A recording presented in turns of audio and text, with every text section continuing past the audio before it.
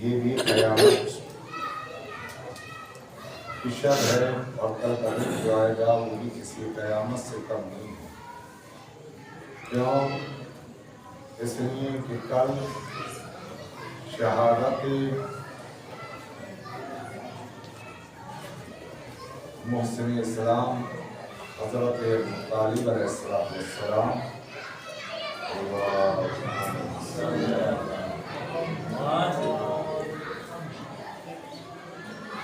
اب دو شخصیتوں کا تذکرہ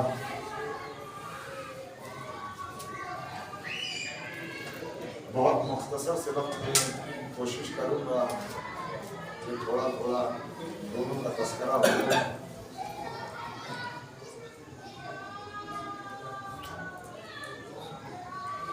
ابتدا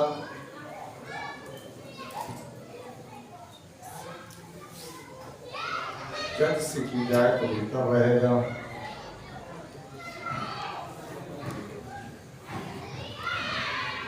اب اس سرکار کے بارے میں کیا تذکرہ کیا جائے، اس سرکار کے بارے میں کیا گفتگو کی جائے کہ جس کی عظمت اتنی بلند بالا ہے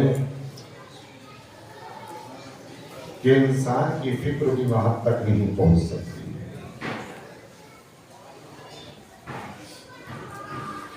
نذیر باقری کا مجھے ایک شعر یاد آتا ہے کہ جس میں نذیر باقری نے سرکار ابو طالب کے لیے جو فکر بیان کی، یقیناً قابل داد ہے۔ وہ کہتا ہے سامنے جس کے علی بھی سر اٹھا سکتے نہیں، سامنے جس کے علی بھی سر اٹھا سکتے نہیں، دو جہاں میں اتنا اونچا سر ابو طالب کا ہے۔ جس ابو طالب کی، جس سرکار کی اتنی عظمت ہو، اتنی اہمیت ہو، اس کے بارے میں گفتگو کرنا، اب یہ بات سمجھ میں نہیں آتی کہ کون سی ایسی وجوہات تھی کہ جس کی وجہ سے عالمی اسلام نے دشمنی کے طور پر نہ معلوم کیا کیا کہنا شروع کر دیا۔ اور یہ کہنے کا سلسلہ آج ہی نہیں ہے، تاریخ میں ملتا ہے کسی نالائق نے حضرت علی بن ابی طالب علیہ السلام سے بھی یہ کہا تھا کہ علی تمہارے باپ کو وہ ہیں، کیا ہوگا؟ تمہارے باپ کو وہ ہیں، کیا ہوگا؟ میرا مولا مسکرایا، مسکرانے کے بعد کہا میں علی قسیم النار والجنہ ہوں، جنت کو تقسیم کرنے والا میں ہوں، جہنم میں بھیجنے والا میں ہوں۔ تو میرے باپ کی کائن کو فکر کر رہا ہے، میں اپنے باپ کو جنت دے دوں گا تو اپنے باپ کی فکر کر کے تیرا باپ کہاں کرے گا؟ صلوات پڑھیں محمد وآلہ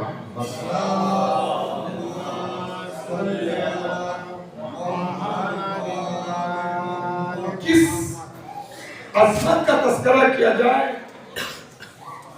بس یہ سمجھ لیجئے کہ جب تک ابو طالب حیات رہے، جب تک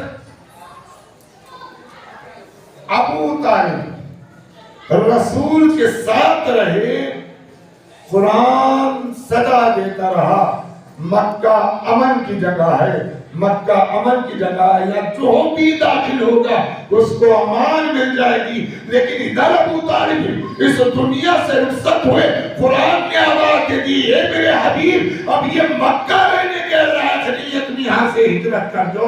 بس یہ عظمت ہے ابو طالب کی، یعنی اگر ابو طالب مکے میں ہے تو مکہ امن کی جگہ بن جائے، اور اگر ابو طالب مکے سے چلے جائیں تو مکہ رہنے کے قابل بھی نہ ہو۔ صلوات پڑھیں محمد وآلہ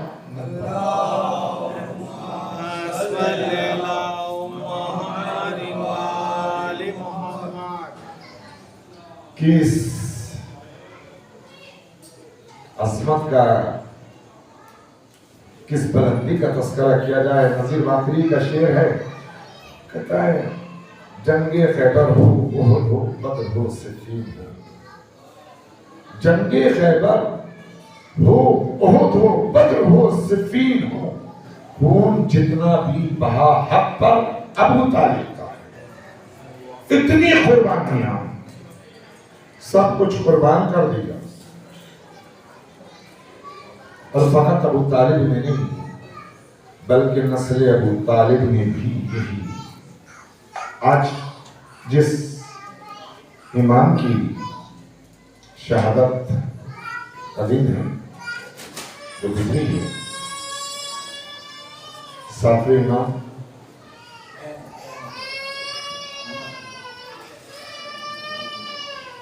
آپ کی مکمل ظاہری زندگی جو ہے 55 سال. ان 55 سال کو 2 حصوں میں اگر تقسیم کیا جائے تو ایک حصہ وہ آتا ہے کہ جو آپ اپنی والد بزرگوار کے زیر سایہ رہے،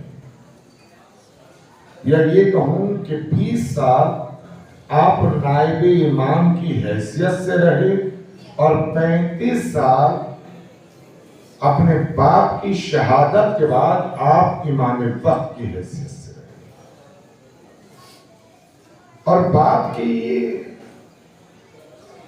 جو 35 سال ہے، اگر یہ کہا جائے تو غلط نہ ہوگا کہ یہ 35 کے 35 سال آپ نے قید میں گزارے.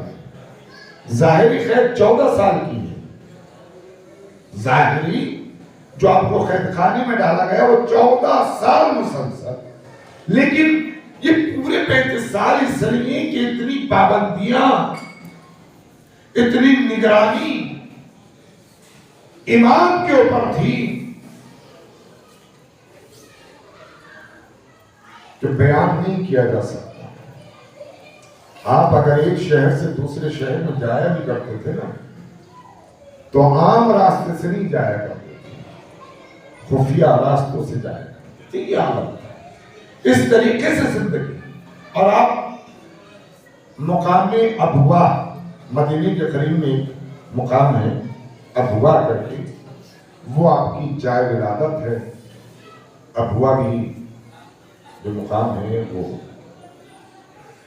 بہت معتبر مقام ہے، اور اکثر اہل بیت اطہار اس مقام پر جایا کرتے تھے. خود رسول اللہ بھی ابوا جایا کرتے تھے. کیوں؟ اس لیے کہ آپ کی والدہ گرامی کی قبر جو تھا ابوا ہی میں ہے، مدینے کے قریب ہے، وہاں پر آپ کی جائے ولادت. 55 سال، 20 سال اپنے والد محترم کے زیر سایہ. اور اب تک جو زیادہ تر ہوتا چلا ہوا آیا ہے وہ یہی کہ امام کے بڑے بیٹے کو امامت ملتی تھی، لیکن چھٹے امام کے وقت پر ایسا نہیں ہوا. آپ کے چھٹے امام کے بڑے بیٹے جناب اسماعیل، اور وہی ایک نظریہ تھا کہ بڑے کو امامت ملتی ہے، اس لیے ایک پورے قبیلے میں، قوم نے جناب اسماعیل کو امام مانا. اور آج بھی وہ پائے جاتے ہیں اسماعیل بولے. آپ امام کی سب سے چھوٹے بیٹے تھے اور زندگی کس طریقے سے گزاری. 3 سال کی عمر ہے، تاریخ نے لکھا. امام صادق درس دے رہے ہیں، شاگرد موجود ہیں. یہ 3 سال کی عمر میں بکری کے بچے کے ساتھ موجود ہے. شاگردوں نے دیکھا، کہا مولا آپ تو کہتے ہیں کہ آپ کا نائب یہ ہے.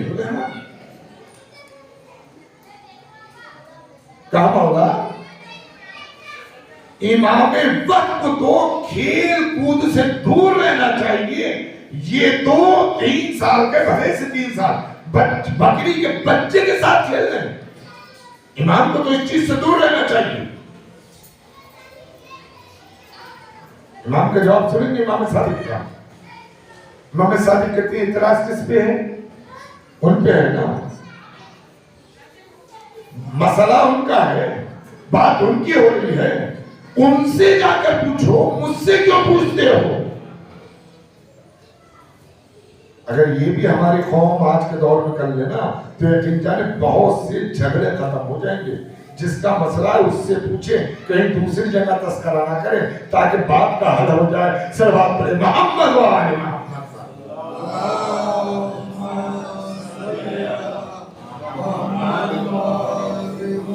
کافی بات ان کی ہے, ان سے پوچھو. گئے خرید میں, اب جو گئے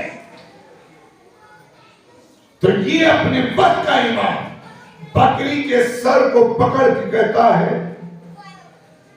اپنے رب کو سجدہ کر, اپنے رب کو سجدہ کر, اپنے رب کو سجدہ کر. شاگردوں نے دیکھا کہ مولا یہ تو بکری کے بچے کو سجدہ کروا رہا ہے. کہا بس یہی تو بات ہے, جسے تم کھیل سمجھتے ہو اسی کو امام تبلیغ بھی بنا دیتا ہے, ہدایت بھی دے دیتا ہے. صلوات پڑھیں محمد و آل محمد.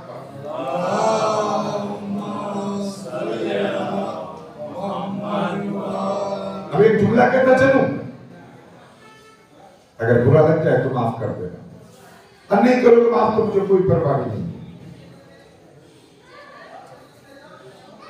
امام بکری کے بچے کو سر پکڑ کے کہتے ہیں اپنے رب کو سجدہ کر, اپنے رب کو سجدہ کر, اپنے رب کو سجدہ کر. ذرا غور تو کیجئے میرے عزیزو, جو امام ایک بکری کو بغیر سجدہ برداشت نہیں کر سکتا, وہ اپنے چاہنے والوں کو بغیر سجدہ کیسے برداشت کرے گا؟ صلوات پڑھیں محمد و آل محمد.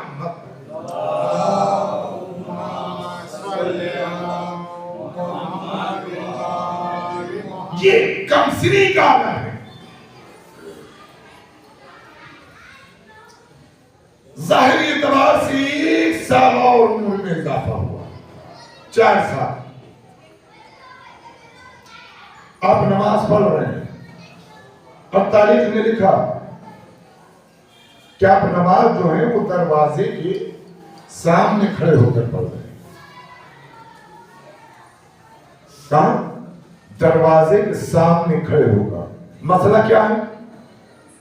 نماز کے لیے پھر نماز ایسی جگہ پڑھی جائے کہ جو راستہ نہ ہو, دروازہ, راستہ, شہرہ کو نہیں پڑھنی چاہیے, مکروہ. مسئلہ ہے, شرعی مسئلہ. امام درس دے رہے ہیں, آنے والے وقت کا بہت بڑا امام جس کو ایک بہت بڑا فرقہ امام مانتا ہے, امام ابو حنیفہ. امام سے کہتے ہیں مولا آپ تو یہ بتلاتے ہیں شریعت یہ ہے, اسلام یہ ہے, لیکن یہ آپ کا درس, یہ آپ کی تبلیغ, یہ آپ کا علم کیا ہے؟ چراغ کا اندھیرا. آپ کا خود کا فرزند دروازے کے سامنے نماز پڑھ رہا ہے. امام پھر مسکرا کر کہا مسئلہ اس کا, اس سے پوچھ کو کائیں کو پوچھتا ہے. اور امام ابو حنیفہ گئے, امام صادق بھی جواب دے سکتے تھے نا, لیکن نہیں دیا. شاید ایک مصلحت یہ بھی رہی ہو کہ قیامت تک کے لوگوں کو بتلانا چاہتے تھے جس کو تم امام مان رہے ہو میرے 4 سال کے بچے کے پاس مسئلہ پوچھنے کے لیے جا رہا تھا. گئے, جا کے مسئلہ بیان کرا. امام نے اس کی طرف دیکھا, دیکھنے کے بعد کہا تمہارا رب تم سے دور ہوگا. جملہ دیکھیے امام کا, تمہارا رب تم سے دور ہوگا, اور جب تم نماز پڑھتے ہوں گے تو تمہارے اور تمہارے رب امت کے درمیان میں کوئی نکل جائے، میرا رب میری رگ شہد سے زیادہ قریب ہے، اس کے اور میرے درمیان میں کوئی نکل نہیں سکتا۔ یعنی امام نے بتلایا کہ اگر خدا اتنا قریب تر ہو جائے تو پھر نماز کہیں پر بھی پڑھی جا سکتی ہے۔ اور پھر مجھے علامہ نجم افندی کا شعر یاد آتا ہے کہ امامت سے اللہ نزدیک کتنا ہوتا ہے۔ علامہ نجم افندی کہتے ہیں حسین راز اور نیاز میں ہے، انہیں کچھ اس کی خبر نہیں ہے۔ دیکھیں حسین کو بھی پتہ نہیں کون سے ایسی بات ہے کہ جو حسین کو نہیں پتہ، لیکن علامہ کہتے ہیں حسین راز و نیاز میں ہے، انہیں کچھ اس کی خبر نہیں ہے کہ شبر میرے گلے پہ خنجر چلا چکا یا چلا رہا ہے۔ اتنے قریب تر ہو جاتے ہیں۔ اور خاص کر کے عبادت کے وقت میں مجھے ایک لطیفہ یاد آتا ہے۔ خیس کا نام تو سنا ہوگا نا حضرات نے، بہت مشہور نام ہے خیس، مجنون کے نام سے مشہور ہوا ہے، نام اصل میں خیس تھا۔ مجنون یعنی خیس نکلا کہیں سے، کوئی صاحب نماز پڑھ رہے تھے، نماز پڑھ رہے تھے، جیسے سامنے سے نکلا فوراً نماز کو توڑا، خیس کو پکڑ لیا، پکڑنے کے بعد پھرنا شروع کر دیا۔ تمہیں سمجھ میں نہیں آتا ہے ہماری نماز باطل کر دی، ہم نماز پڑھ رہے تھے تمہارے سامنے سے نکل گئے۔ خیس نے اس کی طرف کو دیکھا، دیکھنے کے بعد کہا نماز کس کے پڑھ رہا تھا؟ کہ اللہ کی کیا پڑھ کیوں رہا تھا؟ کہ محبت کی وجہ سے۔ کہا سمجھ میں نہیں آتا کیسی اللہ سے محبت کرتا ہے؟ تو اللہ کی نماز پڑھ رہا تھا اور اللہ کی محبت میں نماز پڑھ رہا تھا۔ میں تیرے سامنے سے نکل گیا، تجھے پتہ بھی چل گیا میں تو ایک مخلوق خدا لیلا سے محبت کرتا ہوں، مجھے یہ بھی پتہ نہیں چلتا میں کانٹوں میں چلتا ہوں یا شیشے میں چلتا ہوں۔ محبت کا تقاضا یہ ہوتا ہے کہ اتنے قریب ہو جاؤ کہ بیچ میں سے کوئی نکل نہ پائے۔ صلوات پڑھیں محمد وآل محمد۔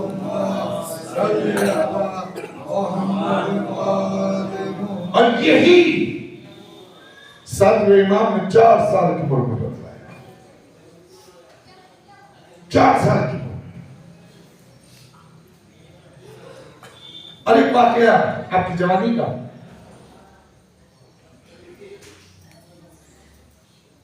جناب یوسف کا تذکرہ آپ نے سنا ہوگا یقیناً، میرے پاس وقت نہیں ہے، اشارہ وہ زلیخا اور یوسف۔ کیا ہوا؟ یوسف نے اپنے آپ کو بچا لیا، گناہ سے اپنے آپ کو بچا لیا۔ قرآن نے جناب یوسف کا تذکرہ کیا، قرآن نے جناب یوسف کی پاک دامنی کا تذکرہ کیا، کردار کا تذکرہ کیا، تزکیہ کا تذکرہ کیا، طہارت کا تذکرہ کیا۔ کیوں؟ بچا لیا، زلیخا سے ہی اپنے آپ کو بچا لیا۔ یہی سلسلہ صدر امام کے دور میں ہے، اور یہ واقعہ بھی بہت مشہور ہے، یقیناً آپ نے سنا ہوگا۔ خیر خانے میں ہارون رشید نے ایک عورت کو بھیج دیا، غلط عورت کو بھیج دیا، کہا صبح میں آ کر ایسا ایسا کرنا، امام کو بدنام کر دینا، ابو محمد کو بدنام کر دینا۔ واقعہ سنا ہوا ہے، میں تو نہیں۔ صبح میں آئی، بلانے پر تو انداز الگ تھا، کلمہ پڑھتی ہوئی آئی، نماز پڑھتی ہوئی آئی، تعریف کرتی ہوئی آئی۔ یہی ہے نا واقعہ۔ اب ان دونوں میں افضل کون ہو گیا؟ وہاں یوسف نے اپنے آپ کو گناہ سے بچایا، یہاں امام نے اپنے آپ کو گناہ سے بچایا، دونوں میں افضل ہو۔ میرا عزیزو بس یہیں سے آپ اندازہ لگا لیجیے، وہاں یوسف نے اپنے آپ کو بچایا، زلیخا کے ارادہ نہیں بدلا۔ زلیخا کا ارادہ نہیں بدلا تھا، زلیخا کو نہیں بدل پائی یوسف، اپنے آپ کو بچا لیا. یا امام وقت نے اپنے آپ کو بھی بچا لیا، اس کو بھی بچا لیا. تو یہی امام وقت میں پہچان ہوتی ہے. یعنی اگر یوسف کا تذکرہ قرآن عصمت کے ساتھ کر سکتا ہے تو موسیٰ کاظم کیوں نہ عصمت کے فائد ہو جیسے صلوات پر محمد وآل محمد.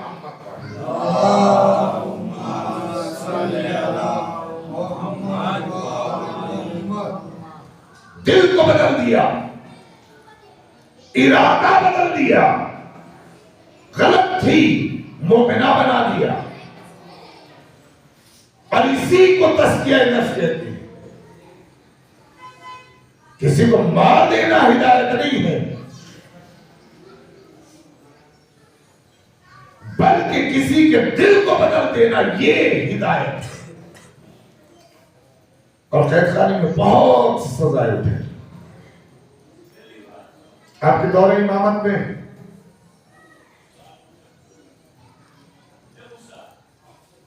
چار بادشاہ گزرے.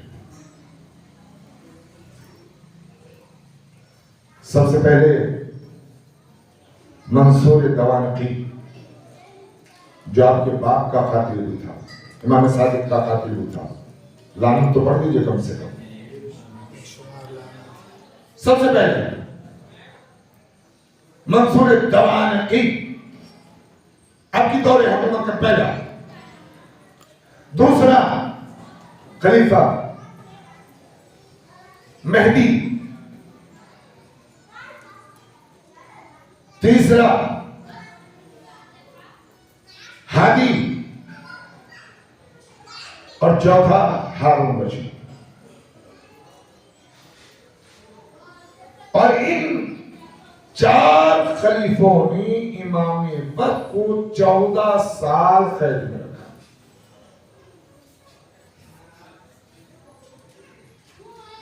اور تاریخ عالم کا واحد جنازہ ہے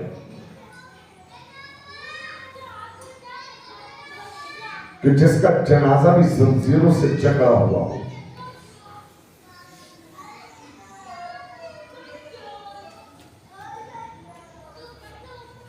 تاریخ عالم کا شاید واحد ایسا جنازہ ہے جس کو اٹھانے کے لیے مزدوروں کو بلایا گیا ہو، مزدوروں سے لاشا اٹھوایا گیا. بہت مسائل گزرے ہیں میرے ساتھ بھی، اتنے مسائل کہ انسان سوچ نہیں سکتا. صرف 2 جملے پڑھوں گا، جتنا آپ کو فرصت دینا ہے فرصت دیجیے. اور جملے بھی نہیں، صرف امام عصر کا سلام جو آپ نے اپنے جگ کے اوپر بھیجا ہے. 2 سلام امام کی. میرا وقت کا امام کہتا ہے سلام ہو اس پر کہ جس نے کئی سال حالت رکوع میں گزار دیے. امام نے سلام بھیجا، سلام اس ذات کے اوپر جس نے کئی سال، 1-2 دن کی بات نہیں، کئی سال حالت رکوع میں گزار دیے ہو. اور جب میں نے یہ سلام پڑھا اور پڑھنے کے بعد جب میں نے قید خانے کی تاریخ پڑھی تو مجھے پتا چلا ارے جس قید خانے میں میرے امام کو رکھا گیا تھا چھت اتنی نیچی تھی کہ امام کھڑے نہیں ہو سکتے تھے. ارے ایسے عالم میں رہتے تھے ارے جیسے رکوع میں رہتے. کئی سال اس سال میں گزارے گئے جیسے انسان رکوع میں رہتا ہے. میرے عزیزو، خدا تمہیں کوئی غم نہ دے سوائے غم اہل جہل. 22 رجب کو ہوئی امام موسیٰ کاظم کو زہر دیا گیا. شہادت 25 میں ہوئی ہے، زہر 22 میں دیا گیا. اگر کبھی دیکھا ہو کہ کسی نے زہر کھا لیا اس کی کیفیت کیا ہوتی، یا کسی سے پوچھ، امام کو زہر دیا گیا. زہر دینے کے بعد بھی قید خانے میں کوئی نرم بستر نہیں تھا، کوئی تکیہ نہیں تھا، بس ہاں مجھے اتنا تو مقاتل کی کتابوں میں ملا ہے، اتنا مقاتل کی کتابوں میں ملا ہے، ارے اس قید خانے کی دیواریں بھی نہیں تھیں، لوہے کی سلاخیں تھیں، چھت بھی نیچی تھی، قید خانے کے اندر ایک پنجرا سا بنا رکھا تھا جس میں امام کو رکھا جاتا تھا، یعنی اوپر بھی لوہا نیچے بھی لوہا، ارے نیچے کی زمین بھی ہموار نہیں تھی، امام زہر ارے لینے کے بعد ارے بے چین تھے، تڑپتے تھے، کبھی ارے اس سلاخ سے آپ جا کے ٹکراتے تھے، کبھی ادھر جا کے ٹکراتے تھے، کبھی ادھر، ارے اسی حالت میں 3 دن میرے امام نے گزارے، ارے میرا وقت کا امام آخری سلام آخری جملہ میرا وقت کا امام سلام کس انداز میں کرتا ہے، سلام ہو میرے اس جن کے اوپر ارے جس کا جسم کا آدھے سے زیادہ گول ارے لوہے کی سلاخوں میں لپٹ گئے۔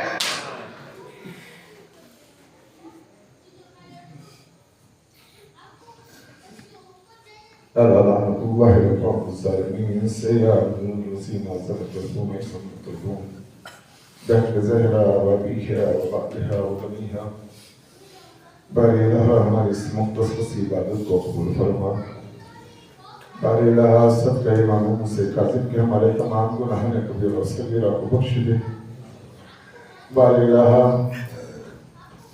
امام موسیٰ کاظم کو تو نے باب الحلائج کہا ہے، اس امام کے وسیلے سے تیری بارگاہ میں دعا ہے، دعا کو ہیں جتنے بھی مومنین و مومنات اس وقت اس مقام پر حاضر ہیں، سب کی نیک حاجتوں کو پورا فرما، بارے الہ تجھے تیری قدرت کا عملہ کا واسطہ جان جاشیانہ نہدر قرار ان کی جان کی مال کی عزت کی آبرو کی حفاظت فرما، تمام روزہ مقدسہ کی حفاظت فرما، خصوصاً روزہ جناب زینب جناب سکینہ، بارے الہ علماء ربانی کا سایہ ہمارے سروں کے اوپر برقرار فرما، بارے الہ افسیادہ امتحان والے زمانہ پر شروع ہے، امام وقت کے ظہور میں تعبیر فرما، ہم سب کو ان کے عوان انصار میں شمار فرما، اور تقبل منا